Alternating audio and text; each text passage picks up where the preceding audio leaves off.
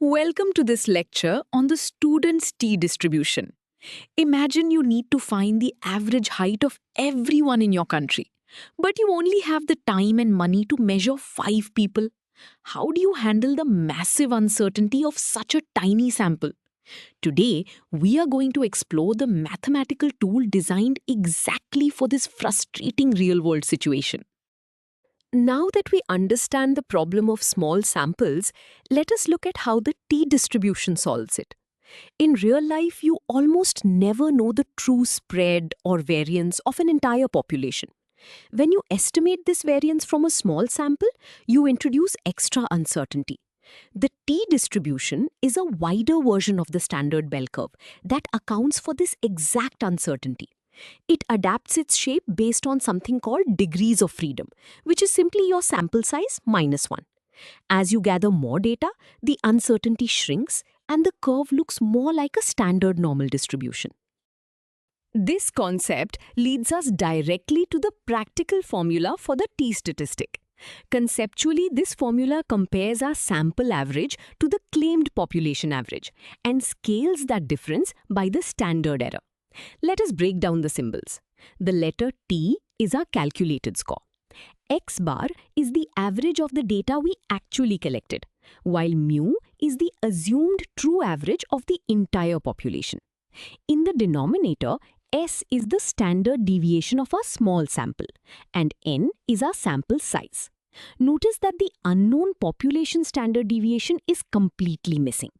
If the sample standard deviation increases, the t-score decreases, reflecting greater uncertainty. Before we move on to where this formula comes from, let us see this with a concrete example. A manufacturer claims their light bulbs last 1,000 hours. We test a small sample of 9 bulbs and find an average lifespan of 980 hours with a sample standard deviation of 30 hours. We are given the population mean, sample standard deviation, and sample size. Because our sample is less than 30 and we do not know the true variance of all bulbs, we must use the t-statistic. We substitute our given values into the formula to see how many standard errors our sample is from the claim. Continuing with our calculation, we simplify the expression. The numerator becomes -20. Showing our sample average is 20 hours less than claimed. The square root of 9 is 3, so the denominator becomes 30 divided by 3, which is 10. This 10 is the standard error, meaning we expect sample averages to bounce around by about 10 hours just by chance. Dividing -20 by 10 gives us a final t-score of -2. Physically, this means our sample is exactly 2 standard errors below the claimed average. This is quite far from zero, suggesting the manufacturer's claim might be an exaggeration.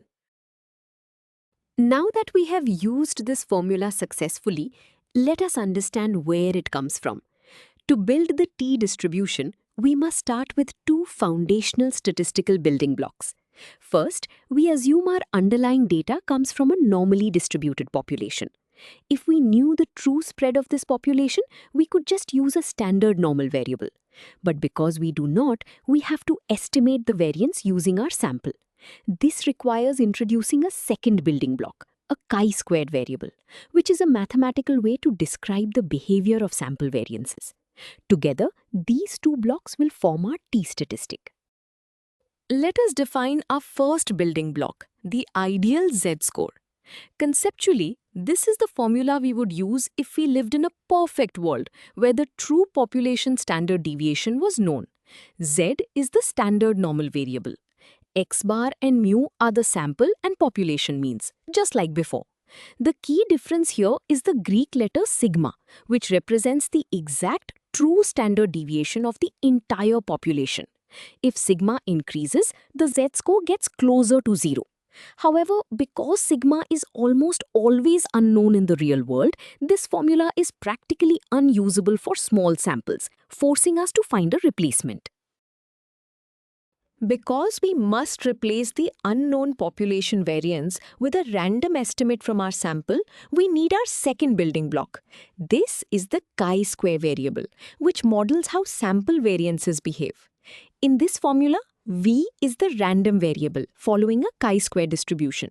The term S squared is our sample variance, which is the square of the sample standard deviation. The denominator contains sigma squared, the true population variance.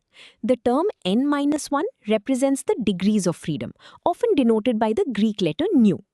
If the sample variance increases, the value of V increases proportionally.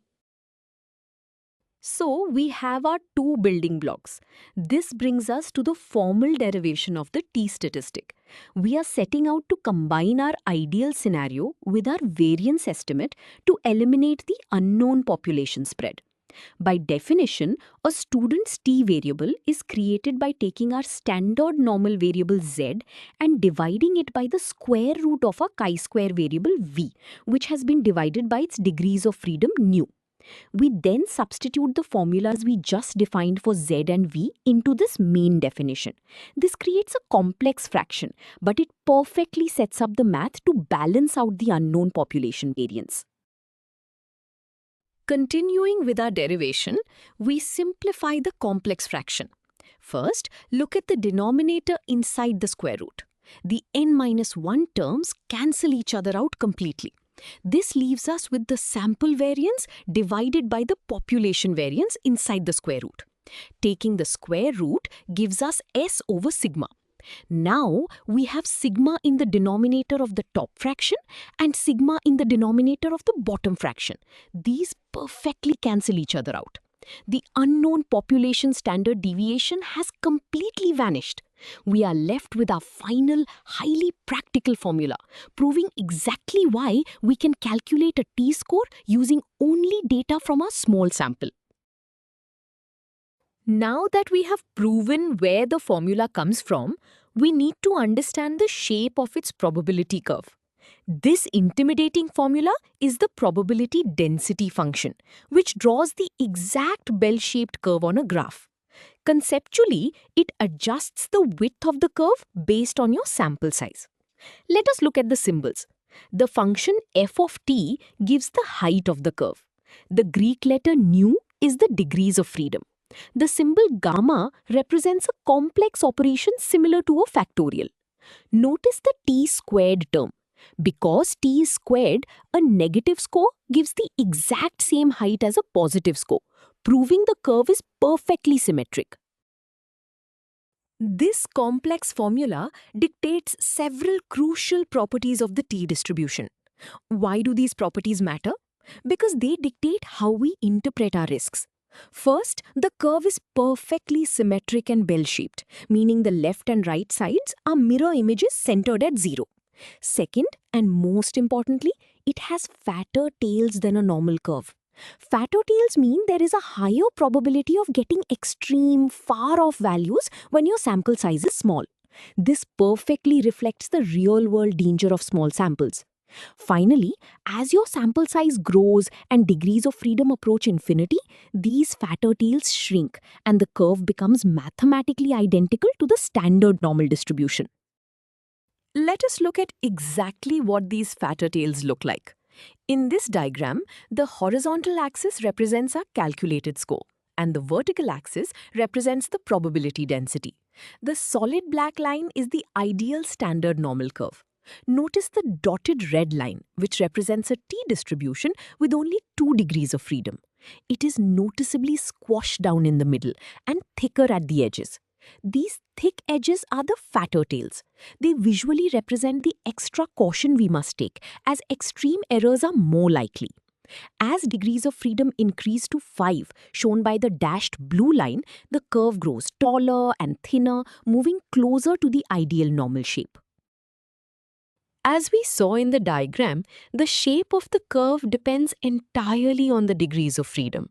Conceptually, degrees of freedom represent the number of independent pieces of information we have available to estimate the variance, after the mean has already been calculated. The formula is extremely straightforward. The Greek letter nu represents the degrees of freedom and n is our sample size. We simply subtract 1 from the sample size. If the sample size increases, the degrees of freedom increase, which shrinks the fatter tails of our distribution and reduces our mathematical margin of error. Before we conclude, let us see this with a quick concrete example. A medical researcher is testing a new blood pressure medication on a small group of 15 patients. She calculates a T-score of 2.5 for her results. She needs to know the degrees of freedom to look up how rare this result is in a statistics table. We are given the sample size of 15. We take her specific sample size and prepare to insert it into our simple equation. We substitute 15 in place of the variable n. Continuing the calculation, we simply subtract 1 from 15. This gives us a final answer of 14 degrees of freedom. Physically, what does this mean for the researcher? If she used a standard normal table for a score of 2.5, it would tell her the result is extremely rare. However, because she only has 14 degrees of freedom, she must use the t-distribution. The fatter tails mean that extreme scores like 2.5 happen more frequently by pure chance than a normal curve would predict. The t-distribution acts as a mathematical safety net, preventing her from being overly confident in her small medical study. We have covered the full topic of the student's t-distribution. Let us review the most important ideas. First, remember that this distribution is your ultimate safety net when dealing with small samples and unknown population variance. Second, the brilliant derivation of the t-statistic allows us to make estimates using only the data we actually collected, completely eliminating the need for the true population spread. Finally, the fatter tails of the curve force us to be mathematically humble, widening our margins of error exactly enough to keep our conclusions safe. You now have the tools to handle real-world statistical uncertainty. Excellent work!